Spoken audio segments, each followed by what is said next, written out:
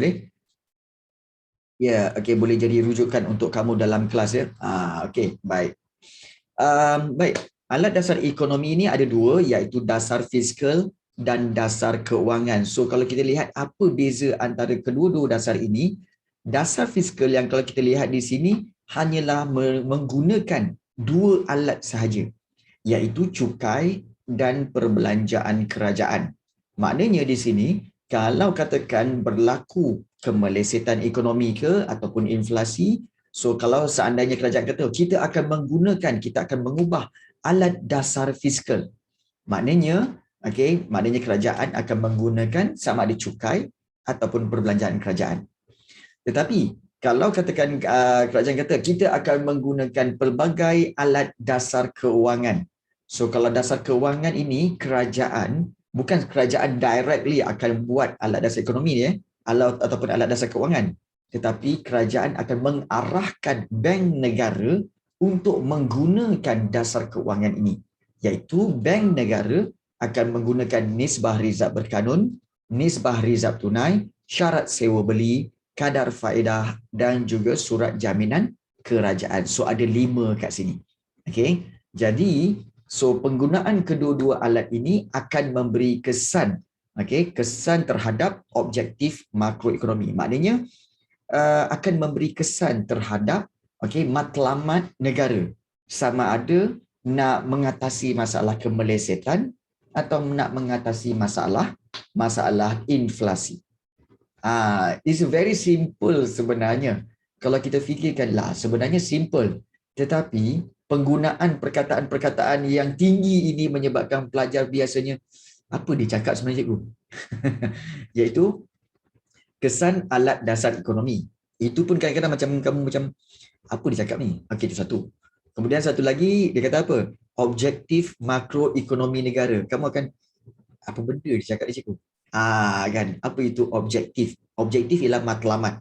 Makroekonomi maknanya keadaan ekonomi secara keseluruhan negara.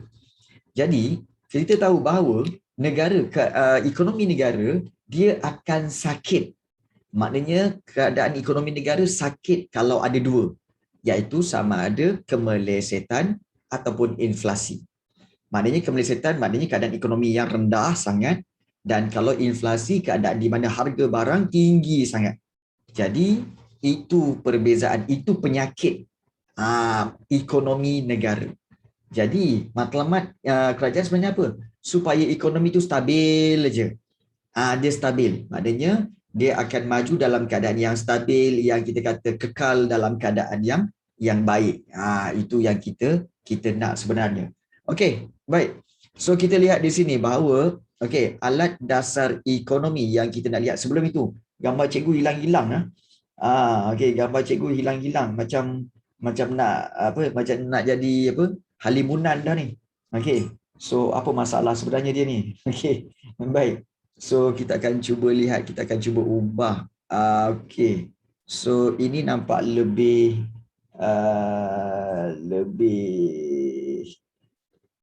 lebih teruk sebenarnya ni. Okey. Sekejap cikgu lihat apa yang cikgu boleh buat tentang perkara ini. So so ini makin gelap. Dan juga chroma key. Ada chroma key. Nampak semakin baik. Nampak semakin jelas. Baik.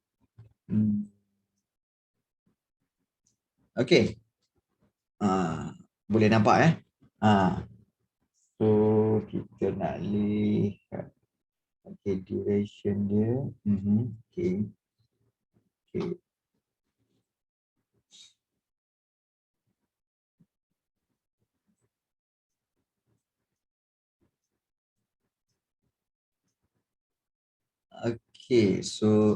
So boleh nampak boleh nampak. Dia setting perkara ni, benda ni. Okey, baik. So kita akan teruskan. Okey. Boleh okey, baik. Kita akan lihat di sini. Okey, kita nak lihat berkaitan dengan kesan pelaksanaan alat dasar ekonomi ini atas objektif makroekonomi negara. So kita lihat di sini, ini antara pengenaan cukai. Baik, apakah kesan cukai apabila cukai dikenakan oleh kerajaan terhadap semua pihak. So kalau kita lihat, bila pengenaan cukai oleh kerajaan, ini boleh mempengaruhi pendapatan boleh guna pengguna dan keupayaan firma untuk melabur. Jadi kesannya, permintaan agregat dalam pasaran dan tingkat pengeluaran firma akan berubah. Sekali imbas macam, tingginya bahasa, apa dia cakap ni, tak faham. Okey, baik, sebenarnya begini.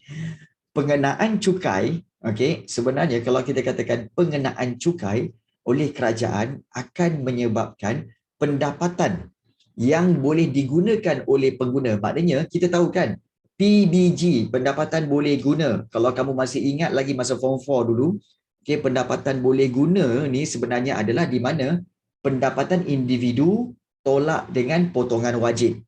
So potongan wajib tu apa? Cukai, kemudian juga KWSP, perkeso dan juga zakat. So ada 4 kan? So bila pendapatan individu tolakkan dengan keempat-empat ini, maka hasilnya adalah pendapatan boleh guna. So kalau katakan di salah satu kolom potongan wajib tu cukai. So kalau cukai tu berubah, maka pendapatan boleh guna itu juga akan berubah. Nampak tak?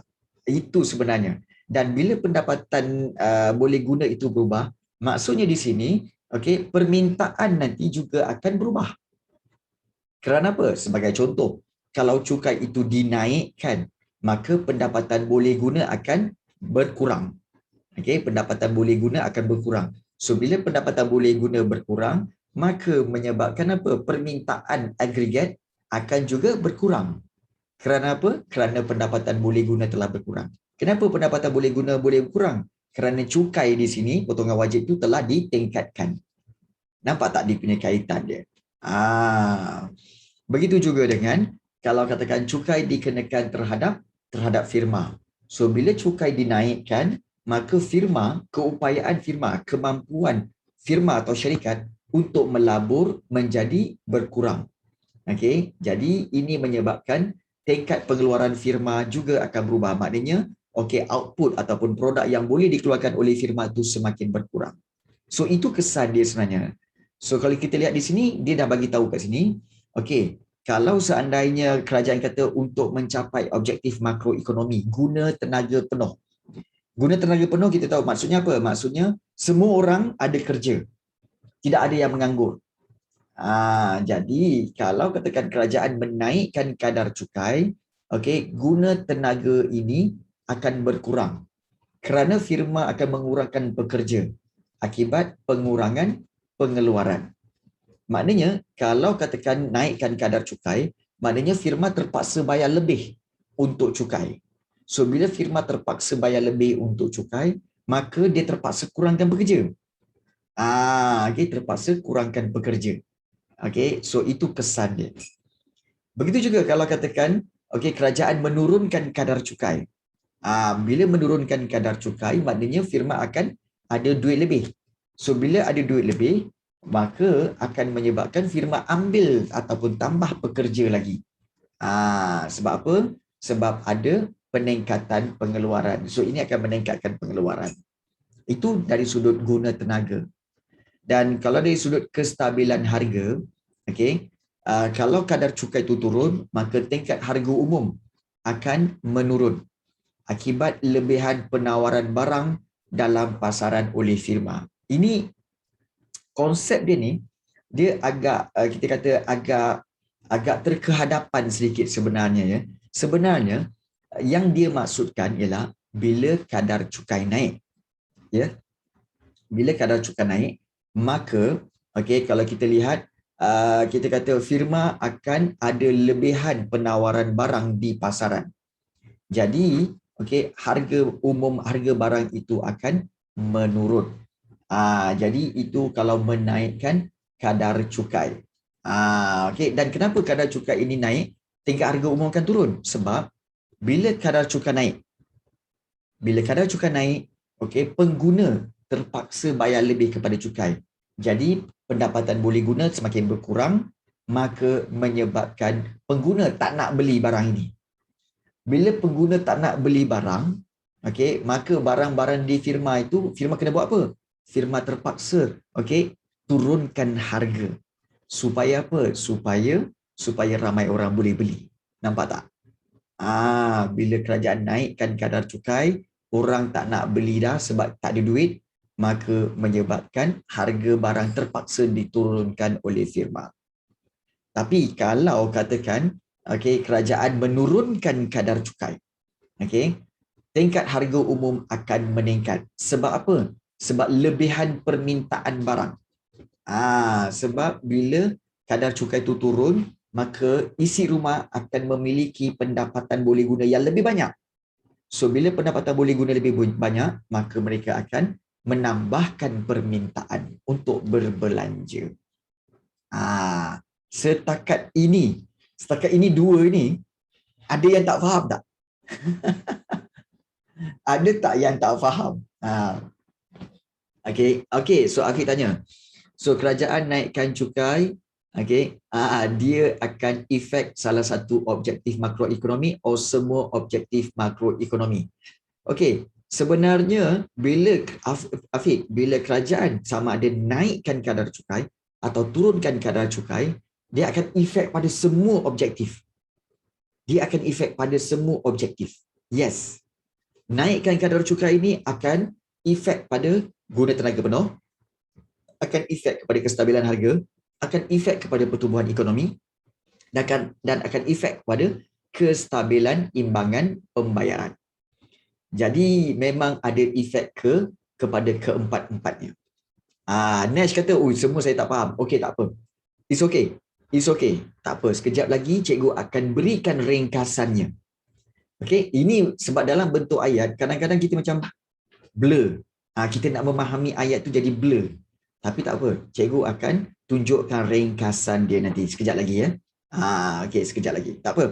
So, ada kesan kepada pertumbuhan ekonomi dan juga kestabilan imbangan pembayaran. Untuk penerangan yang ini, nanti cikgu akan tunjukkan dia punya cara yang ringkas dan kamu akan tengok dia punya flow supaya kamu boleh faham. Okey, tak apa. Kemudian, kalau perbelanjaan kerajaan, okey, kita tahu bahawa perbelanjaan kerajaan juga ada kesan terhadap keempat-empat ini. Iaitu, okey, dia akan memberi kesan kepada guna tenaga penuh, kemudian juga akan memberi kesan kepada kestabilan harga, okey, kemudian pertumbuhan ekonomi dan juga kestabilan imbangan pembayaran. Okey, harus diingat ayat-ayat yang digunakan di dalam penerangan buku-buku ini sebenarnya kadang-kadang terlalu tinggi. Sukar untuk kamu membayangkannya. Jadi tak apa. Kita teruskan lagi dulu. Okey, biarkan kamu memang masih tak faham lagi, cikgu tahu. Okey, tak apa. Kita akan pergi kepada ringkasannya sekejap lagi. Begitu juga. Okey, yang penting kamu kena tahu perbelanjaan kerajaan ni apa, cikgu? Maknanya perbelanjaan kerajaan ialah apabila kerajaan menambahkan perbelanjaan pembangunan. Okey, harus diingat, okey, kerajaan ada dua jenis perbelanjaan, iaitu perbelanjaan mengurus dan perbelanjaan pembangunan. Perbelanjaan mengurus adalah perbelanjaan untuk perkara-perkara yang dilakukan setiap bulan atau setiap tahun. Contohnya, okey, bukan moratorium, apa?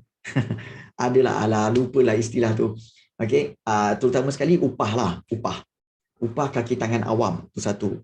Okey, kemudian yang kedua, okey, perbelanjaan yang perlu dilakukan oleh kerajaan pada setiap bulan atau setiap tahun. Ya, emolument. Terima kasih banyak Afiq. Cikgu bila sebut emolument nak sebut moratorium pula. Moratorium tu adalah pelepasan. Okey, pelepasan kepada pengguna untuk tidak membayar pinjaman daripada bank. Itu moratorium.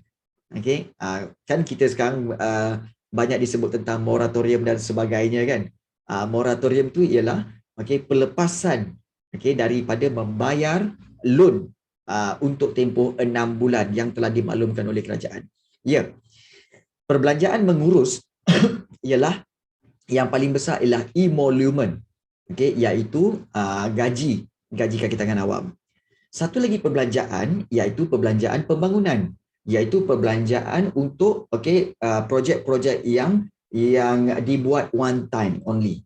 Seperti projek pembangunan LRT, MRT, sekolah, hospital. So itu adalah perbelanjaan pembangunan.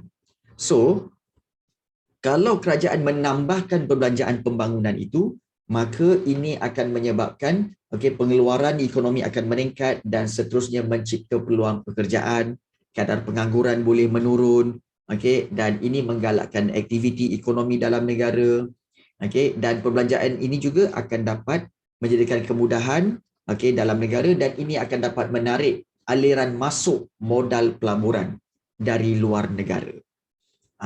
Harus ingat kadang-kadang cikgu tahu, ramai yang akan kata bila baca kan, bila tak faham kan, kamu akan cakap apa?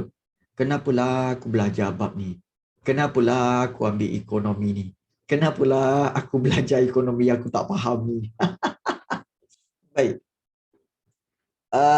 Sebenarnya inilah subjek yang sebenarnya boleh menjadikan kamu menteri. Kamu boleh jadi menteri, iaitu menteri ekonomi dalam negara, iaitu kamu boleh cerita tentang dasar kerajaan. Iya. Kan? Macam hari Isnin hari itu, bertempur dia orang dalam apa? Bertempur dia orang dalam parlimen kan. Jadi menteri keuangan dan menteri ekonomi. Tengok parlimen tak faham apa. Okey, baik. Mereka sebenarnya sebenarnya diorang sedang berbahas tentang tindakan-tindakan kerajaan yang mereka persoalkan. Jadi itu yang menyebabkan pihak kerajaan dengan pihak pembangkang itu mereka saling tak sependapat, maka ini menyebabkan mereka bertempur, ibarat bertempur dalam parlimen itu. Sebab dia orang mempersoalkan, dia orang kata apa? Kalau katakan contoh macam dia orang kata bahawa kata kerajaan nak buat PKP, kata nak lockdown, tapi kenapa kerajaan membenarkan kilang-kilang tu beroperasi lagi? Jadi kerajaan jawab, kami nak supaya ekonomi tidak jatuh, supaya ekonomi tak drop, kalau drop lagi teruk.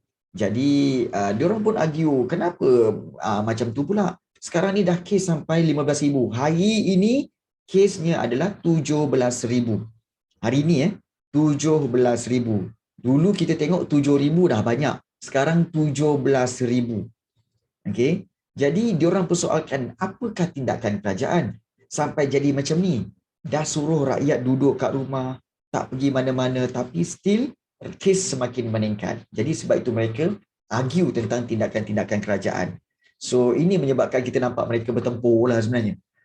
Bertempur gaduh kat parlimen. Tapi bagi cikgu lah bagi cikgu, sebenarnya mereka menunjukkan salah satu contoh yang tidak baik kepada rakyat, di mana mereka kata kerajaan menyatakan bahawa kita perlu pegang kepada 5, iaitu 5 rukun negara. Kepercayaan bertuhan, kesetiaan pada raja dan negara, keluhuran perlembagaan, kedaulatan undang-undang, dan yang terakhir kesopanan dan kesusilaan. Yang ini mana? Kalau parlimen pun tak pakai yang ini, jangan ceritalah suruh rakyat buat. Betul tak? Kat parlimen pun kesusilaan dan kesopanan tak ada. Macam mana rakyat nak buat? Rakyat tengok ni. Hai, korang ni, lupa ke rukun negara yang kelima apa? Mana kesopanan dan kesusilaan? Tak ada. Orang tu baru nak cerita, kau dah bangun menentang. YB, kami tak nampak lah YB kan. Lepas tu bila cerita, belum habis cakap lagi. YB, tidak. Come on lah, hormat, biar dia habis cerita. Dan kau bangun barulah cakap. Dia tak habis cakap lagi, kau nak bercakap. Kan? di mana kesopanan dan kesusilaan itu masalah kita. Kan. Jadi kalau kamu dengar betul-betul ada Menteri Keuangan cakap apa? Lepas tu duduk. Okey, yes.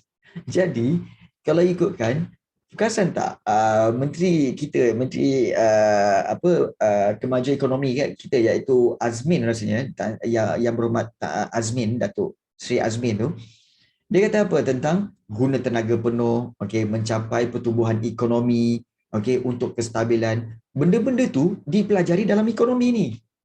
Sebab itu cikgu cakap tadi bahawa kalau kamu belajar ekonomi, kamu boleh jadi menteri. Nampak tak? Dia sebut benda-benda ni. Kamu boleh jadi menteri. Siapa boleh jadi menteri? Siapa nak jadi menteri? Siapa nak jadi menteri kat sini? Ada siapa nak jadi menteri kat sini? Okey. Dia ada buku teks kot. Allahu Akbar. Okey, mungkinlah Nash. Dia ada buku teks lah kat situ. Okey, baik. So, kita lihat di sini, okey, begitu juga perbelanjaan kerajaan kalau dinaikkan ataupun diturunkan akan memberi kesan kepada guna tenaga penuh dan juga kestabilan harga pertumbuhan ekonomi. Cikgu tak nak pergi ke detail kat sini sebab cikgu akan gunakan nota yang lebih ringkas kejap lagi. Baik, kemudian itu dua tadi, okey, cukai dan perbelanjaan kerajaan itu adalah dalam dasar fiskal. Dua tu dasar fiskal. Kemudian datang lagi 5, iaitu dasar keuangan, iaitu yang pertama nisbah rizab berkanun. So kita tahu bahawa nisbah rizab berkanun ni ialah simpanan wajib bank perdagangan simpan di bank pusat. So nisbah rizab berkanun ini maknanya simpanan dalam bank pusat itu boleh mempengaruhi keupayaan bank perdagangan untuk memberi pinjaman kepada masyarakat. So jumlah pinjaman dalam ekonomi akan mempengaruhi kuasa beli pengguna dan permintaan agregat. Harus diingat, lagi banyak masyarakat meminjam, maka lagi banyaklah masyarakat akan membeli, dan ini akan meningkatkan ekonomi. Nampak tak? Sebab apa? Lagi banyak pinjam, maka lagi banyaklah kuasa beli pengguna. Dan akan wujudnya permintaan agregat. So bekalan wang dalam ekonomi juga dapat dikawal dengan nisbah rizab berkanun ini. So ini dia punya huraian secara ringkasnya, namun ringkas-ringkas pun kamu nanti tak faham. Okey, tak apa. Nanti kita tengok. Okey, baik. Kemudian tadi nisbah rizab berkanun, ini nisbah rizab tunai, iaitu simpanan tunai yang wajib bank perdagangan di bank itu sendiri. Jadi perubahan nisbah rizab tunai akan memberi kesan terhadap keupayaan bank memberi pinjaman kepada masyarakat. Jadi kesannya bekalan wang dalam ekonomi dapat dikawal. Itu nisbah rizab tunai. Begitu juga syarat sewa beli, di mana syarat sewa beli ialah syarat dan terma dalam pinjaman untuk membeli aset dan juga barang tahan lama. So kalau sekiranya kerajaan mengetatkan syarat sewa beli itu, maka masyarakat akan lebih sukar untuk membuat pinjaman. Jadi kesannya kuasa beli dan permintaan agregat dalam ekonomi akan menurun. Sebagai contoh, kalau syarat sewa beli, contohnya kalau katakan, biasanya syarat sewa beli digunakan untuk membeli rumah atau membeli kereta. Ya, dua tu. Okey. So kalau membeli rumah, membeli kereta. Contohnya beli kereta. Kalau katakan kereta tu harganya 5,000. Mana ada kereta 5,000? Okey, kereta tu contohnya ialah 100,000. Okey. So kalau katakan kereta tu 100,000. Okey, kemudian bank negara menetapkan bahawa okey, kalau nak beli sewa beli ini seperti nak beli kenderaan, mesti ada deposit 10%. Okey, 10% daripada harga. Jadi 90% itu boleh mohon secara pinjaman di bank-bank perdagangan lah. Jadi kalau bank negara menetapkan 10%, maknanya kalau harga kereta 100,000, maka kamu kena sediakan cash 10,000 untuk membeli kereta itu. So bukan semua orang ada duit 10,000. Jadi ini menyebabkan akan mengurangkan kuasa beli dan mengurangkan permintaan. Itu syarat sewa beli. Maknanya syarat sewa beli yang diketatkan, iaitu pertama sekali tentang deposit, maknanya ataupun bayaran muka, dan satu lagi syarat sewa beli iaitu berkaitan dengan tempoh pembayaran. Okey, kalau kereta biasanya antara ada 5 tahun, ada 7 tahun, ada 9 tahun. Lagi panjang, okey, lagi panjang tempoh masa, lagilah sedikit bayaran bulanannya. Tapi itu bergantung kepada kita kata sebagai penetapan daripada bank negara. Kalau bank negara kata apa? Okey, kita benarkan pembelian, tetapi syarat sewa beli pembelian itu mestilah dalam tempoh 5 tahun saja. So tidak ada 7 tahun, tidak ada 9 tahun. Jadi kamu kena settlekan pembayaran itu dalam tempoh 5 tahun, maka bulanannya tinggi. Mungkin mencecah sampai RM2,000 sebulan. Tapi kalau kerajaan ataupun bank negara membenarkan pinjaman itu sampai 9 tahun, maka dia punya bayaran bulanan akan menjadi rendah. Mungkin menjadi hanya 1,000 atau 1,200. Nampak tak? Maksudnya syarat sewa beli yang ketat maknanya yang lebih sukar untuk dipenuhi oleh para pengguna atau peminjam. Itu syarat sewa beli. Nanti kita akan lihat dia punya tu kesan dia. Dan satu lagi iaitu surat jaminan kerajaan. Surat jaminan kerajaan adalah surat bertulis yang dikeluarkan oleh kerajaan apabila meminjam daripada masyarakat ataupun institusi keuangan. So tindakan kerajaan membeli atau menjual surat jaminan kerajaan ini akan mempengaruhi bekalan wang dalam ekonomi. Seterusnya, kuasa beli pengguna dan permintaan agregat juga akan terkesan dan dipengaruhi oleh tindakan kerajaan sama ada membeli atau menjual surat jaminan kerajaan. So, itu yang kita akan lihat kesan-kesan dia. Begitu juga kadar faedah. Kadar faedah ialah interest. Okey, interest, okey, ataupun kita kata bunga lah, kita kata bunga. So, setiap pinjaman ada dia punya faedah ataupun cost. So, perubahan pada kadar faedah itu akan menyebabkan turun naik dalam kos pinjaman. Jadi ini juga akan mempengaruhi pengguna. Contohnya kalau katakan pinjaman itu, kos dia mungkin kadar faedah dia ialah 2%. So ramai yang mungkin akan menggunakan pinjaman itu kerana apa? Kerana kadar faedahnya rendah. Tetapi apabila kosnya naik sampai 3 ataupun 4%, maka itu telah menjadi tinggi, menyebabkan ramai orang untuk tidak membuat pinjaman dan tidak membuat pembelian. Kerana kadar faedah yang meningkat. So kadar faedah juga adalah alat yang digunakan untuk mengawal inflasi dan juga kemelesetan ekonomi. Jadi itulah alat-alat yang digunakan oleh kerajaan. So inilah sebenarnya yang kamu pelajari sepanjang tiga bab. Bukan tiga bab pun, satu bab sebenarnya. Kalau bagi cikgu lebih suka lihat peta konsep ini. So apa yang kamu belajar sepanjang dalam bab 1 ini iaitu 1.1 peranan kerajaan dalam ekonomi, pengeluar dan majikan, mencapai objektif makroekonomi, mengawal selia pengeluar. Kemudian penunjuk ekonomi, kamu telah lihat tentang indeks harga pengguna, pengangguran, keluaran dalam negara kasar dan juga imbangan pembayaran. So itu 4 alat penunjuk ekonomi.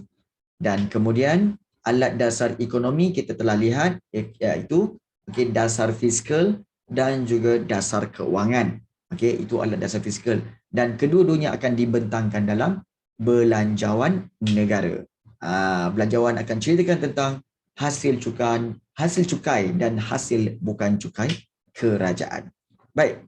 So sebenarnya itu yang kamu pelajari, tetapi sebelum kita pergi ke kita tamatkan bab ini, kita akan lihat berkaitan dengan apa yang cikgu mentionkan tentang kesan-kesan. Ini cikgu ambil daripada salah satu daripada modul yang ada. Kita akan lihat satu persatu. Supaya kamu lebih faham. Baik. So kalau kita lihat di sini perbezaan dasar fiskal, okey. Dan dasar fiskal mengembang. Okey, perbezaan dasar fiskal. Okey, ingat dasar fiskal ada dua, mengembang, menguncup. Ya, mengembang dan menguncup. Apa maksud dia? Dasar fiskal mengembang iaitu tindakan kerajaan untuk turunkan kadar cukai dan tambahkan belanja kerajaan. Nampak tak kat sini? Ada dua item dalam dasar fiskal. Iaitu item dia apa? Iaitu kalau kita lihat item dia adalah berkaitan dengan kadar cukai dan juga perbelanjaan kerajaan. Kalau mengembang, maknanya turunkan kadar cukai dan menambahkan perbelanjaan kerajaan. Dan itu yang dimaksudkan mengembang. Untuk tujuan apa? Tujuan dia adalah untuk fiskal mengembang, tujuan dia adalah untuk menambahkan permintaan agregat. Dan biasanya masalah ekonomi pada waktu ini adalah masalah kemelesetan. Kemelesetan waktu itu harga dah turun, jatuh. Jatuh turun. Jadi kalau kita lihat bila jatuh kat situ, maka apa yang berlaku adalah kerajaan cuba untuk mengembangkan balik ekonomi. Sebab itu ini adalah usaha-usaha yang dipanggil dasar fiskal mengembang. Dan satu lagi dasar fiskal iaitu menguncup. Kalau kita lihat menguncup ini iaitu dengan kaedahnya iaitu yang sini menaikkan kadar cukai dan mengurangkan perbelanjaan kerajaan. Menaikkan kadar cukai dan mengurangkan perbelanjaan. Kerana apa? Kerana ingin mengurangkan permintaan agregat. Yang ini dan kebiasaannya untuk mengatasi masalah inflasi. So itu dasar fiskal mengembang dan menguncup. Dan kalau kita lihat di sini ini perbelanjaan mengurus dan perbelanjaan pembangunan. Baik. Ini berkaitan dengan tindakan dasar tersebut terhadap ekonomi. Kalau kita lihat sini, inilah dia.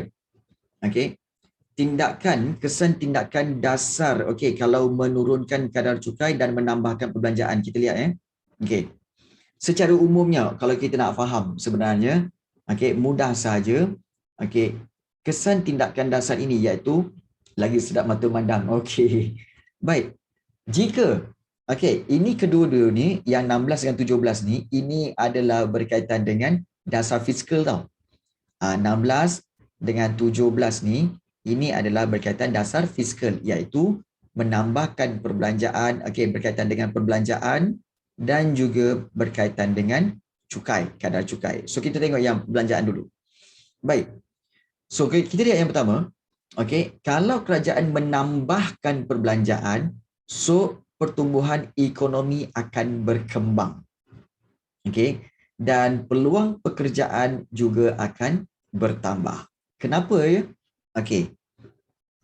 Kamu kena faham dulu bahawa bagaimana kerajaan menambahkan perbelanjaan, iaitu dengan menambahkan perbelanjaan pembangunan. Maknanya menambahkan projek-projek pembangunan. Sebagai contoh macam cikgu cakap apa tahu? Iaitu kerajaan macam sekarang kerajaan sedang masih lagi menjalankan apa projek LRT, MRT, kemudian pembinaan lebuh raya Pantai Timur, sambungan dia lagi. Kemudian ada stesen ada kereta api Pantai Timur pun nak buat. Kemudian nak buat pelabuhan lagi, kemudian nak buat airport lagi. So, ini semua adalah perbelanjaan pembangunan, iaitu perbelanjaan yang one time only. Dia tak buat tiap-tiap tahun, dia one time only. So perbelanjaan ini bila kerajaan spend untuk pembangunan projek-projek ini, maka ekonomi akan berkembang.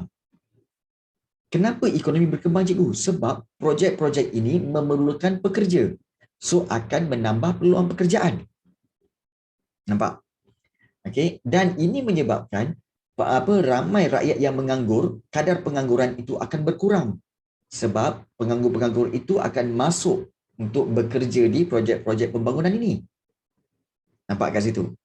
Jadi, ini menyebabkan bila mereka bekerja, pendapatan masyarakat akan bertambah. Nampak tak dia punya synchronize dia punya kita apa yang dikatakan sebagai chain reaction, maknanya reaksi berantai. Reaksi berantai ya. Pendapatan masyarakat juga akan bertambah. Jadi bila pendapatan masyarakat bertambah, maka permintaan barang pun akan bertambah. Sebab masyarakat dah ada duit. Jadi, ini dapat menyelesaikan masalah deflasi, iaitu masalah kemelesetan ekonomi. Maksudnya di sini, kalau ada masalah deflasi, kerajaan patut buat apa? Menambahkan perbelanjaan. Supaya perkara-perkara ini dapat berlaku. Maknanya selepas itu apa yang berlaku ini, kemudian dia jadi ini, kemudian jadi ini, kemudian jadi ini. Nampak tak? Dia flow. Nampak tak? Kalau itu menambahkan perbelanjaan. Okey, boleh faham setakat ni? Okey, boleh So itu ringkasannya lah. Ringkasannya.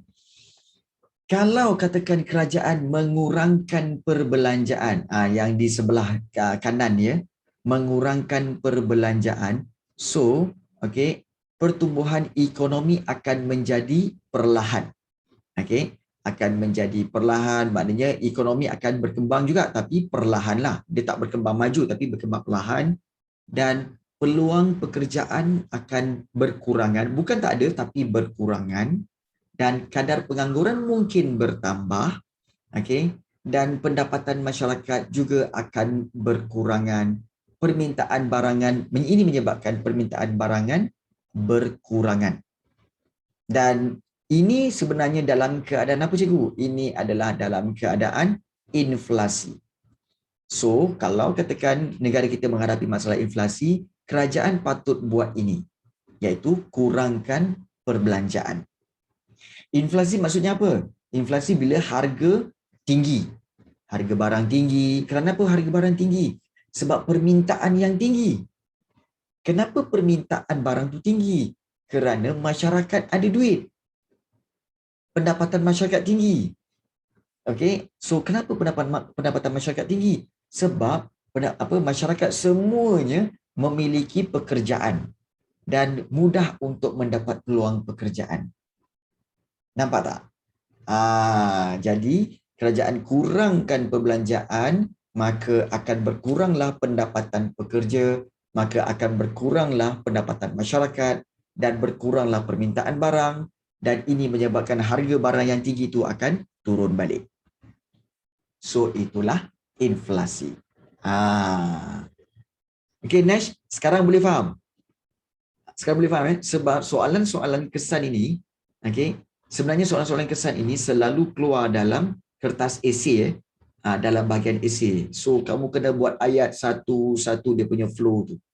So kalau kamu boleh ceritakan flow dia tu, flow dia aliran fakta tu, ini boleh, biasanya dia beri peruntukan antara 4 hingga 6 markah untuk soalan seperti ini. So sebab tu kamu kena mahir, kamu kena betul-betul faham tentang flow dia. Flow dia. Baik. Itu tentang itu tentang menambahkan perbelanjaan. Bagaimana dengan cukai cikgu? Sebenarnya sama je. Item dia sama. Kesan dia sama. Cuma sama ada bertambah atau berkurang. Dia macam tu. Sebagai contoh, kalau kita lihat, akibat kesan menurunkan kadar cukai. Bila menurunkan kadar cukai ni, bila nak dibuatnya? Iaitu apabila deflasi, iaitu kemelesetan ekonomi. So, kalau kerajaan, deflasi, ekonomi kita deflasi, maka kerajaan patut turunkan kadar cukai. Sebab apa? Sebab waktu deflasi, orang tak ada duit. Ya, macam sekarang ni lah. Kalau kita lihat, kita boleh kata kita deflasi sebenarnya sebab kita menghadapi masalah kehilangan pekerjaan, kemudian kekurangan pendapatan. Jadi kerajaan patut turunkan kadar cukai.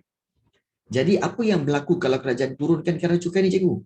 Baik, apa yang berlaku adalah apabila turunkan kadar cukai, maka pendapatan boleh guna individu akan bertambah. Sebab cukai dah dikurangkan. Daripada pendapatan itu, menyebabkan apa? Dia ada duit lebih untuk membeli, maka dia ada kuasa beli. Kuasa beli dia bertambah. daripada situ, maka duit yang lebih akan menyebabkan masyarakat membuat permintaan barang. Maka bertambahlah permintaan barang.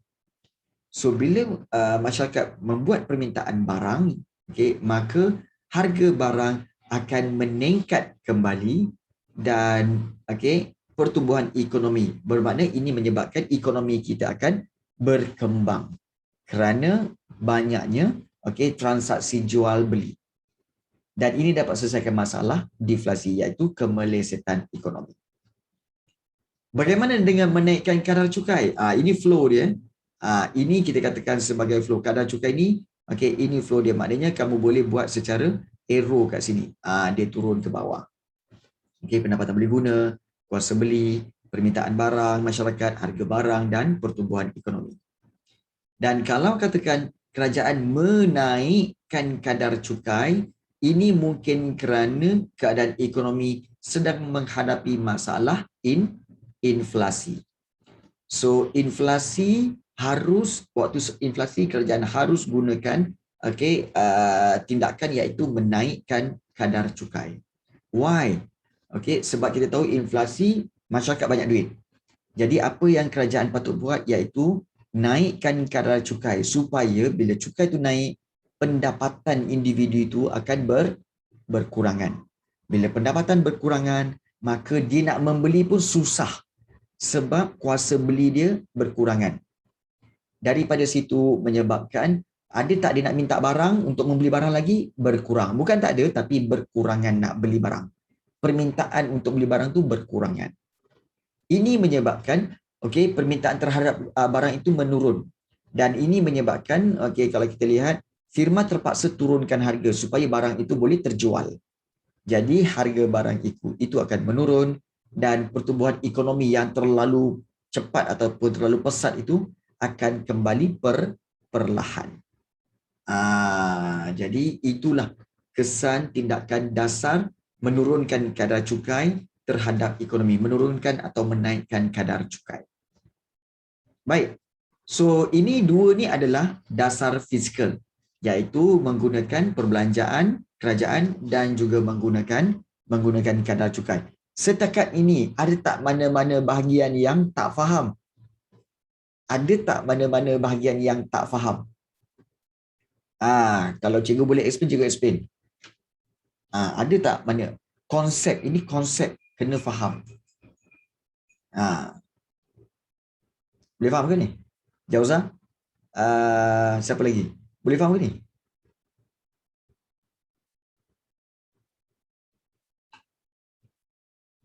Boleh okey. Boleh tu memang boleh, tapi biasanya tak ingat fakta lah tu. Okey. Tak ingat fakta, tu biasalah. Okey. Secara umumnya, pelajar-pelajar tingkatan 5 yang masuk kelas ekonomi ni biasanya dia tak ambil sains. So kalau kamu tak ambil sains, kamu ambil ekonomi, selain daripada subjek ekonomi, apa lagi subjek elektif yang kamu ambil selain daripada ekonomi?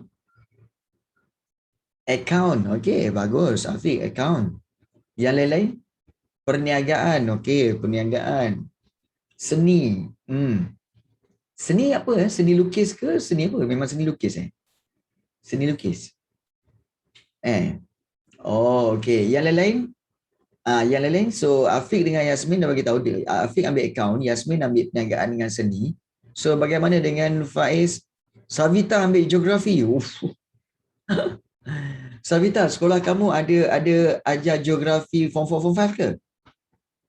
Sebab jarang sekolah ada geografi form 4, 5. Oh ya ke? Bagus Jarang sebenarnya. Tapi best. Eco, PQS dan PSI. Jauza, PQS apa? Pendidikan Quran dan Sunnah Pengajian Quran dan Sunnah. PSI?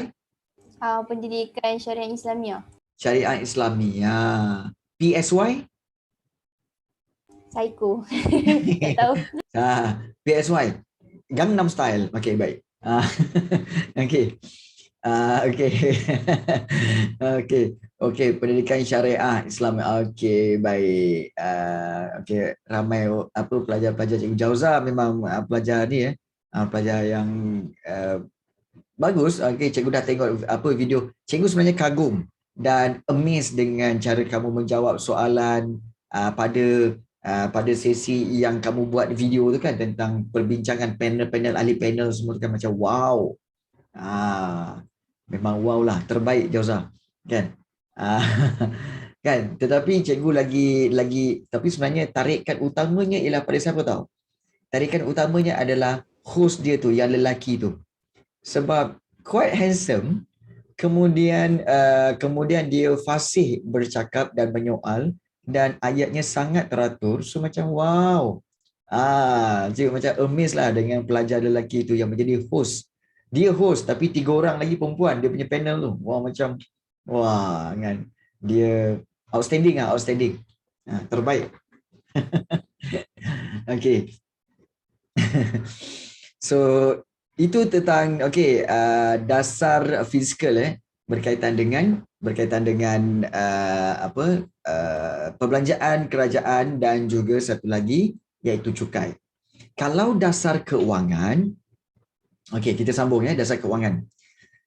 Dasar keuangan, kalau kita lihat dasar keuangan, matlamat dia ialah untuk menambahkan atau mengurangkan bekalan wang, dan akan lihat dari sudut matlamatnya.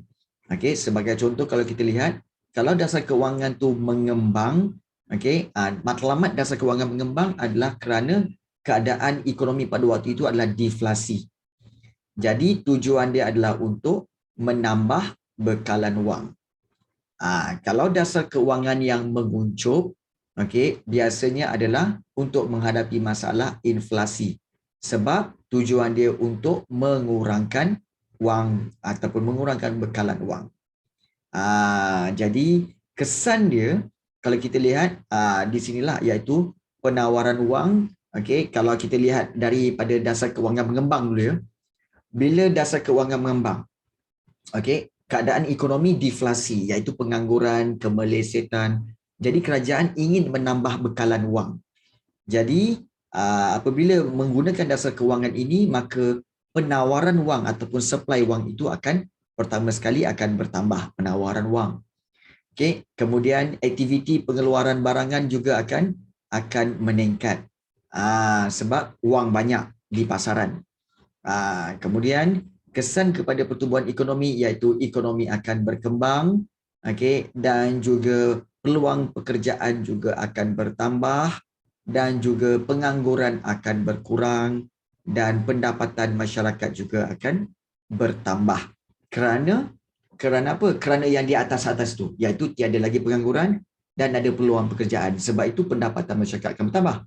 So bila pendapatan masyarakat bertambah, maka kuasa beli masyarakat akan meningkat, dan bila kuasa beli masyarakat meningkat, maka permintaan juga akan bertambah. So itu dari sudut dasar keuangan yang mengembang, daripada deflasi nak mengembang.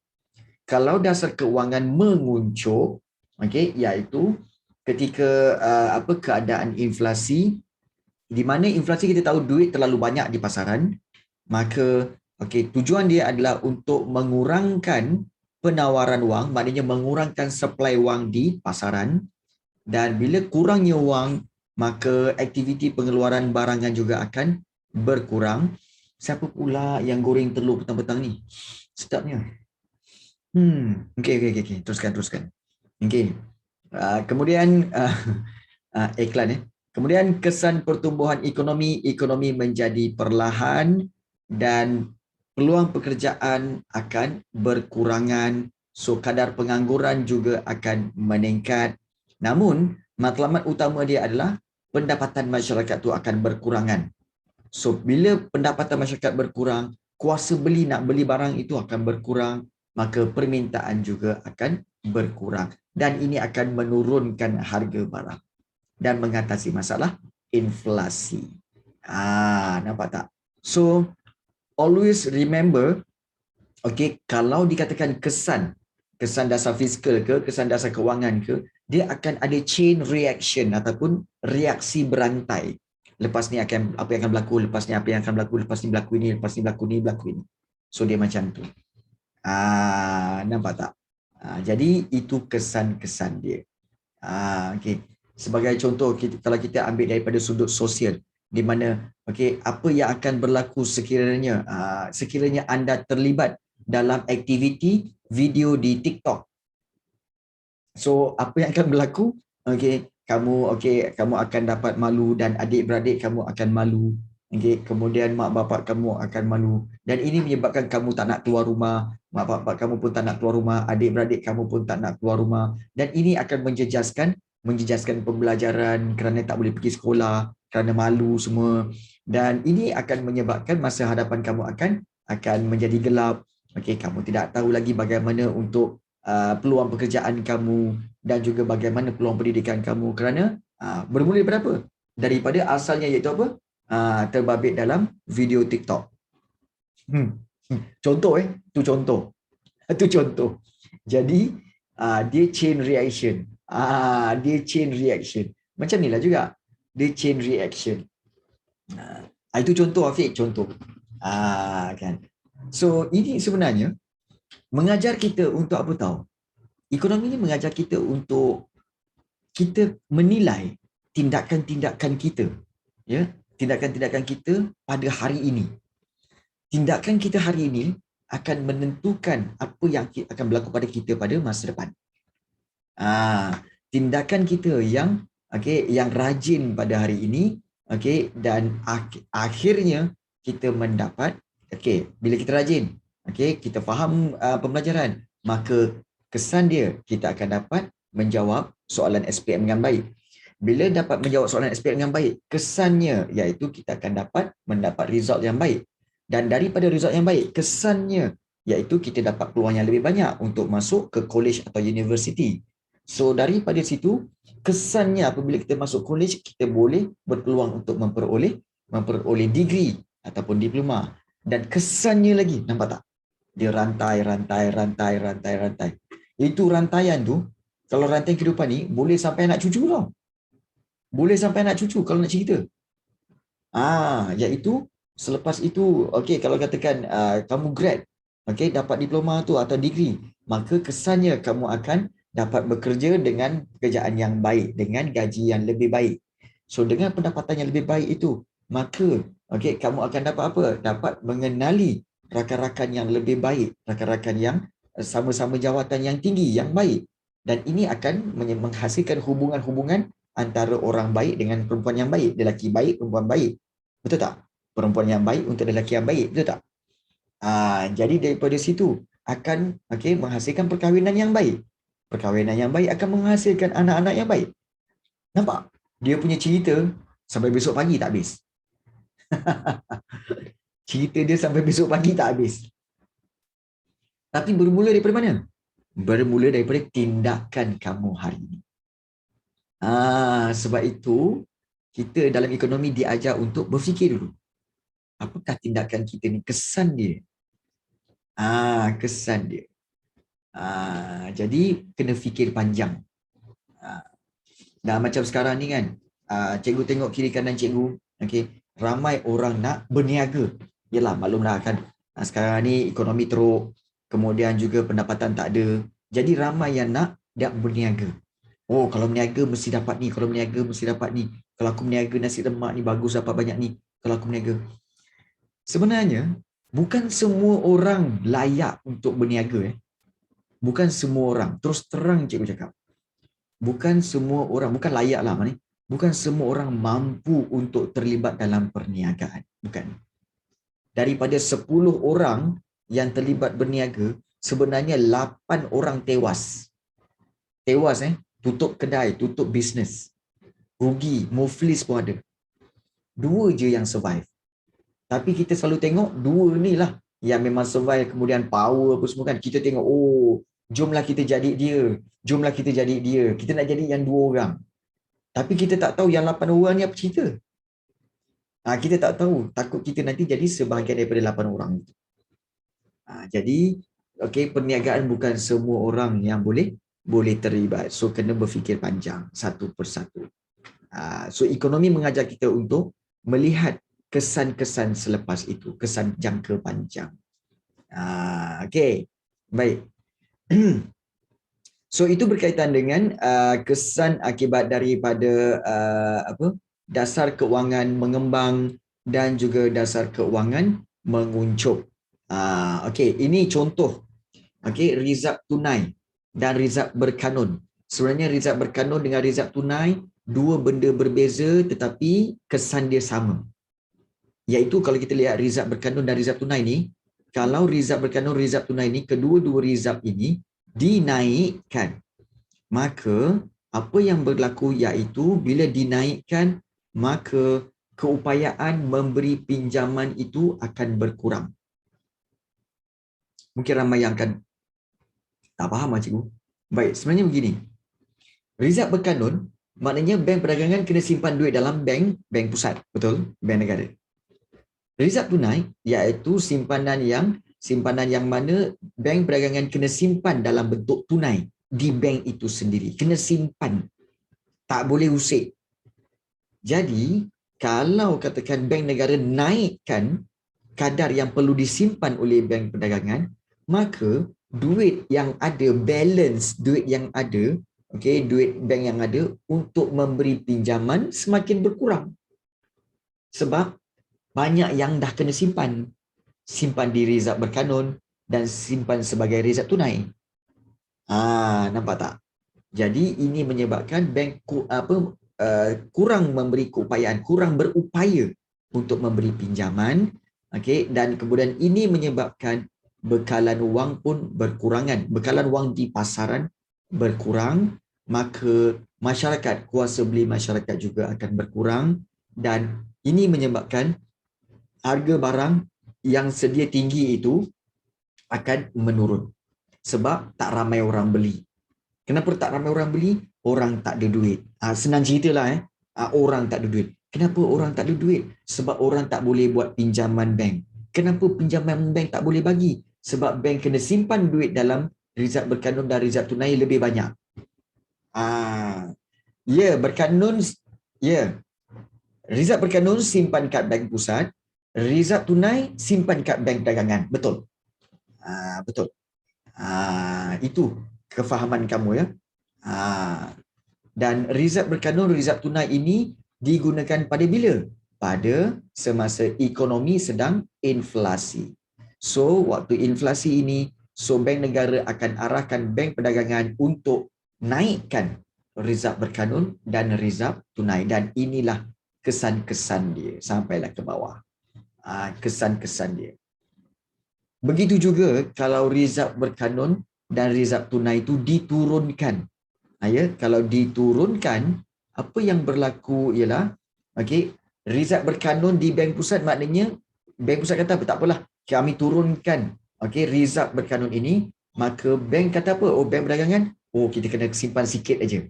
Sebab bank negara telah turunkan nisbah rizab berkanun, so tak perlu simpan banyak, simpan sikit sahaja. Kemudian rizab tunai di bank perdagangan. Bank perdagangan kata apa? Bank pusat kata apa? Kurangkan sikit saja ataupun simpan sikit saja rizab tunai. Jadi, kita sekarang ni ada duit lebih. So, apa yang kita nak buat? So, bank perdagangan akan buat apa? Duit lebih itu akan beri pinjaman. So, bila beri pinjaman, maka pinjaman akan bertambah. Maka bila pinjaman bertambah, so orang ramai akan pinjam dan ini akan menyebabkan bekalan wang di pasaran akan bertambah dan ini menyebabkan masyarakat ada duit. Bertambahlah kuasa beli, maka menyebabkan harga barang akan kembali meningkat. Sebab orang nak beli. Jadi ini digunakan pada masa bila ni? Ini digunakan semasa deflasi ataupun semasa kemelesetan ekonomi. So itulah yang digunakan. Nampak tak? Baik. Itu berkaitan dengan rizab berkanun dan juga rizab tunai. Yang ini pun sama juga. Yang ini syarat sewa beli. Kita tengok syarat sewa beli yang ini ya. Syarat sewa beli yang diperketatkan. Kalau kita lihat syarat sewa beli diperketatkan ini, syarat sewa beli kita tahu iaitu okey, untuk membeli kereta ataupun rumah, okey, apa yang syarat sewa beli itu diperketatkan iaitu syarat sewa beli, iaitu jumlah deposit berapa, kemudian tempoh pinjaman berapa, lagi panjang bermakna itu lagi longgar. Kalau tak perlu deposit ataupun deposit sikit, itu maknanya syarat sewa beli longgar. Nampak tak? So kita tengok syarat sewa beli diperketatkan. Okey. Kalau kita lihat kesannya iaitu berkurangnya deposit pinjaman. Okey. Syarat sewa beli diperketatkan, berkurangan deposit pinjaman dan tempoh bayaran balik akan dipendekkan. Tempoh bayaran balik akan dipendekkan macam cikgu cakap tadi daripada 7 tahun kepada 5 tahun. Kemudian kadar faedah juga akan meningkat. So ini menyebabkan permintaan terhadap barang akan berkurangan. Permintaan barang akan berkurangan dan harga barang pula akan menurun. Dan ini digunakan semasa inflasi. Semasa inflasi, so syarat sewa beli diperketatkan. Okey. Tapi cikgu rasa ada kesilapan sikit ni. Okey, sepatutnya deposit pinjaman ni, okey, syarat sewa beli diperketatkan bukan berkurangan ni, tapi sepatutnya bertambah. Sebab dimentionkan deposit. Kamu tahu deposit kan? Deposit tu maknanya duit yang dibayar untuk wang permulaan, wang awal. Kalau deposit pinjaman berkurangan, itu bukan diperketat, itu diperlonggar, terbalik ini sebenarnya ni. Terbalik ni. Tak apa. Cikgu akan edit semula dan korang nak tak apa jadual-jadual tentang kesan-kesan ini semua? Korang nak tak jadual-jadual ni? Bukan soalan semua tapi jadual-jadual ni lah. Okey, syarat sewa beli, kesan dia apa semua. Nak okey. Tunggu nanti cikgu edit dulu, cikgu akan ambil poin-poin yang penting, kemudian cikgu akan buat dalam bentuk satu PDF, okey, dan cikgu bagi pada kamu. Tak susah pun, just edit-edit je ni. Okey. Sepatutnya syarat sewa beli diperketatkan ni maksudnya yang ini deposit akan bertambah. Dan kalau di sini syarat sewa beli dilonggarkan ni, okey, so deposit pinjaman dia akan berkurang. Okey, deposit pinjaman akan berkurang sebab dilonggarkan. Jadi tak apa, nanti cikgu edit. Okey, dan tempoh bayaran balik akan dipanjangkan, kadar faedah dikurangkan supaya permintaan terhadap barang akan bertambah dan harga barang kembali meningkat. Dan syarat sewa beli dilonggarkan ini untuk menyelesaikan masalah deflasi. Ya, masalah deflasi. Begitu juga surat jaminan kerajaan. So kalau kita lihat menjual surat jaminan kerajaan, kita tahu surat jaminan kerajaan sebenarnya adalah satu kertas ataupun satu surat yang tertera kat situ kerajaan menjual surat jaminan kerajaan kepada orang ramai ataupun bank-bank, dan biasanya surat tu nilaian dia dalam 100,000 hingga berjuta-juta lah, berjuta-juta. Jadi dengan ditulis kat situ ada kadar keuntungan kalau sampai tempoh matang, ataupun kerajaan beli balik surat itu, maka ada keuntungan. Jadi so kalau katakan kerajaan jual surat jaminan itu, sebenarnya kerajaan sedang mengambil duit kamu. Let's say kalau katakan kamu ada 100,000. Sekarang kamu ada 100,000 Cikgu di pihak kerajaan. Cikgu tengok kamu semua ni 4-5 orang, berapa orang ni? 10 orang.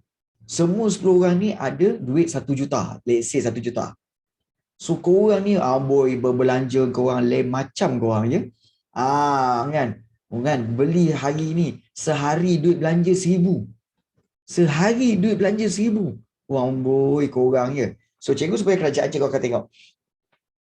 Ini kalau biarkan ni akan menyebabkan harga barang meningkat ni. So sebagai kerajaan cikgu akan buat apa? Cikgu akan kata apa? Okey, baik. Cikgu nak jual surat jaminan kerajaan kepada kamu 10 orang. Harga dia 500,000. 500,000.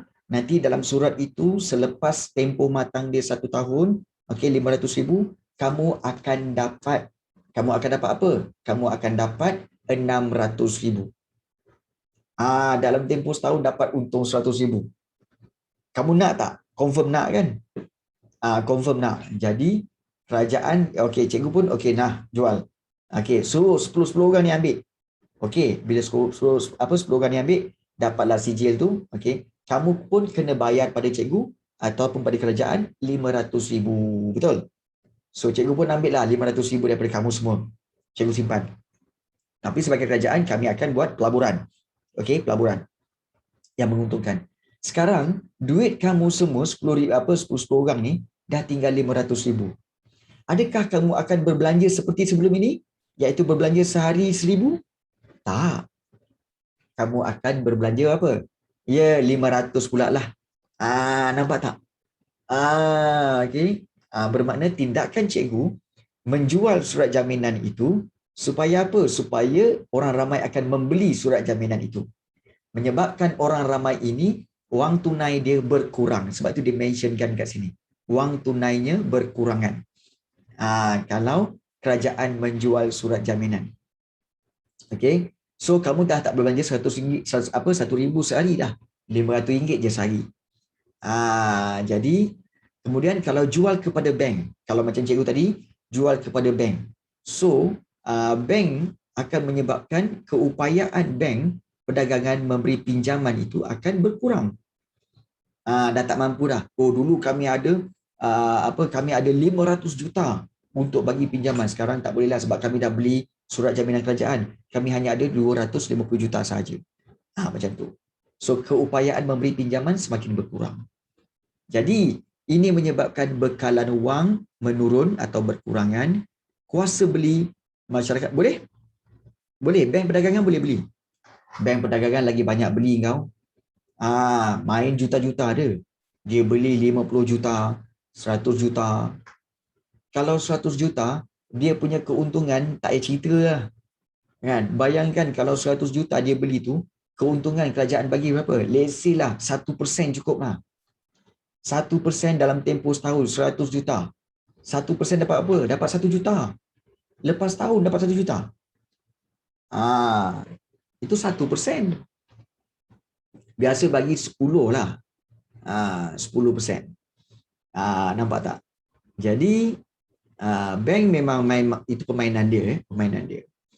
Jadi dengan menjual surat jaminan, kerajaan menjual surat jaminan, maka tingkat harga barang dapat diturunkan dan inflasi ini dapat mengatasi masalah inflasi. Masalah inflasi dengan menjual surat jaminan kerajaan. Baik. Apabila keadaan deflasi pula menurun. Okey, kamu semua sekarang ni dah ada satu surat jaminan kerajaan. So cikgu tengok kamu semua belanja 500 kan. Ekonomi down lah sebab dia orang 10 orang ni tak berbelanja. 10 orang ni tak berbelanja, ekonomi down. Bapak aku orang punya kuasa. Kan? Jadi cikgu sebagai kerajaan cikgu cakap apa? Tak boleh jadi ni. Okey, kita kena memberikan cash balik pada dia orang ni. Caranya apa? Okey, cikgu bagi tahu. 10 orang ni, sila jual surat jaminan. Kerajaan nak beli surat jaminan tu. Mari sini. Kamu pun bergebuk-gebuk bagi. Kan? Ni. Ni 500,000. Okey, keuntungan kamu adalah 100,000. Bermakna kamu akan dapat balik 600,000 ya. Okey. So, kamu serahkan balik surat jaminan tu kerajaan. So, kerajaan akan lepaskan duit kamu balik beserta dengan keuntungan. Kadar keuntungan. So, semua dapat 600,000 10 orang ni kan. So, dengan 10 orang 600,000, kamu buat apa? Kamu akan berbelanja. Nampak tak? So, tindakan orang ramai iaitu dia akan jual kepada kerajaan tadi. So, ini menyebabkan orang ramai ini dapat duit balik. Maknanya aliran tunai dia bertambah. Jadi kalau jual kalau beli balik daripada bank, so bank jual surat jaminan daripada kerajaan kan. So kerajaan bayar balik kepada bank itu, maka keupayaan bank untuk memberi pinjaman akan bertambah balik. Dan ini menyebabkan bekalan wang bertambah, kuasa beli. Kuasa beli masyarakat juga akan bertambah sebab dah ada duit. Maka harga barang akan meningkat balik sebab permintaan yang meningkat. Dan ini bila digunakan cikgu? Apabila keadaan ekonomi adalah deflasi. So berlakulah okey keadaan membeli surat jaminan. Nampak tak? Begitu juga kadar faedah. Okey. Kadar faedah macam biasalah. Okey. Kadar faedah pun sama. Kalau kadar faedah dinaikkan, okey, kos pinjaman akan bertambah. Okey, beban hutang peminjam akan bertambah. Okey, jumlah pinjaman juga akan berkurangan. Sebab apa? Kadar faedah dinaikkan. Maknanya kadar faedah tinggi. Maka pinjaman akan semakin banyak, beban semakin banyak. Jadi jumlah pinjaman akan berkurangan sebab orang tak nak pinjam lagi dah. Tak naklah pinjam kan, dia punya kos tinggi. Ini menyebabkan bekalan wang di pasaran akan berkurang dan kuasa beli masyarakat akan menurun dan berkurangan. Sebab apa? Tak ada duit. Dan ini dapat mengurangkan tingkat harga barang. Digunakan pada bila? Pada masa inflasi. Begitu juga kadar faedah diturunkan, okey, iaitu apabila kadar faedah diturunkan, kos pinjaman akan berkurang, okey, beban hutang peminjam pun rasa berkurang jugalah. Jadi jumlah pinjaman akan bertambah. Sebab apa? Kadar faedah rendah. Time ni lah kita patut pinjam supaya okey, wang pun bertambah, kuasa beli masyarakat akan bertambah untuk membuat pembelian, dan ini apabila masyarakat membuat pembelian maka harga barang akan sedikit demi sedikit meningkat. Bilakah sepatutnya kadar faedah diturunkan? Apabila ekonomi menghadapi masalah deflasi. Nampak tak? Jadi itulah serba sedikit tentang berkaitan dengan penggunaan ini. Baik, itu adalah dia punya inilah huraian-huraian dia. Okey, sama je tadi. Okey, huraian-huraian pun sama juga. Okey, cuma dia letakkan dalam bentuk alat dasar fiskal dan juga alat dasar keuangan. Okey. Baik. So dengan itu sebenarnya kita telah pun tamat. Okey. Telah pun tamat bab yang pertama dan okey. Okey. Dan secara umumnya okey, sebenarnya mudah faham. Okey, kalau kita explain secara ringkas dan mudah. Tetapi untuk mengetahui berkaitan dengan kamu faham atau tidak, so pada hari Ahad ini insya-Allah cikgu terpaksa korbankan hari itu walaupun cikgu sebenarnya bukan hari Ahad, hari Sabtu. Hari Sabtu insya-Allah. Sabtu ke Ahad? Korang prefer hari Sabtu ke hari Ahad? Sabtu Sabtu malam boleh, Sabtu malam. Sabtu malam boleh, Sabtu malam. Tak boleh. Kenapa Jauza? Ada kelas Okey. So kalau hari Ahad boleh, hari Ahad. Ahad malam pun ada kelas. Tak nak Ahad malam. Mungkin Ahad pagi ke? Boleh, pagi boleh. Ahad pagilah. Ya. Bukan apa. Cikgu akan buat satu set soalan untuk berkaitan dengan soalan-soalan berkaitan dengan topik ekonomi tingkatan 5 ni untuk sebagai pemahaman lah. Ya, Izamir. Izamir ada ni ada kelas okey, pukul apa kamu punya kelas Izamir?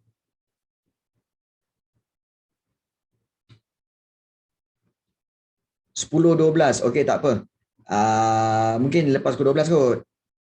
Okey, lepas pukul 12 lah kot. Tapi kita bukan nak buat pembelajaran sebenarnya, tapi sebenarnya nak buat satu set ujian sebenarnya. Ujian je. Selesai ujian, dah lah. Ataupun mungkin cikgu patut bagi range pada kamu. Okey, cikgu bagi range iaitu kamu kena jawab soalan ini daripada pukul 12 tengah hari sampai pukul 6 petang saja. Okey, so pandai-pandailah kamu macam mana kamu nak menjawab soalan. So dia ada range kat situ. Okey tak? So macam tu okey kot. Kan? Alright. So itu cadangan, tapi tak apa. Nanti cikgu akan bagi tahu seterusnya. Okey. Baik. So bagaimana berkaitan dengan alat dasar keuangan dan alat dasar fiskal? Boleh faham? Boleh? Ada sebarang pertanyaan? Ada sebarang pertanyaan? Korang bab ni dah habis kan? Dah habis ke belum bab ni? Kat sekolah, kat PDPR. Dah eh? Oh ya ke? Oh dah habis. Okay, so dah. Okay, tak apa, tak apa. Kita akan buat latihan lah nanti. Kemudian masuk bulan 8 kita akan masuk kepada topik yang kedua, iaitu berkaitan dengan globalisasi. So globalisasi ada nota dia. Nanti cikgu akan lepaskan nota itu dalam grup WhatsApp untuk kamu, untuk kegunaan kamu. Okay. So stay tune in the class. So cikgu harap dapat berjumpa lagi kamu pada bulan kelas seterusnya pada hari Jumaat ini untuk form 4, tapi kamu semua form 5 digalakkan untuk masuk sebab kita akan belajar untuk menjawab topik-topik daripada bab tingkatan 4. So bab 1 hingga bab 3. So please hari Jumaat ni masuk Boleh Jauza, boleh? Izamir, Yasmin, Atira? Boleh. Okay. So jaga diri baik-baik. Okay. I love you all. Kita jumpa lagi pada hari Jumaat. Take care guys. Assalamualaikum dan bye-bye semua. Waalaikumsalam. Terima kasih cikgu. Sama-sama Yasmin. Waalaikumsalam. Okay. Terima kasih cikgu. Sama-sama. Okay.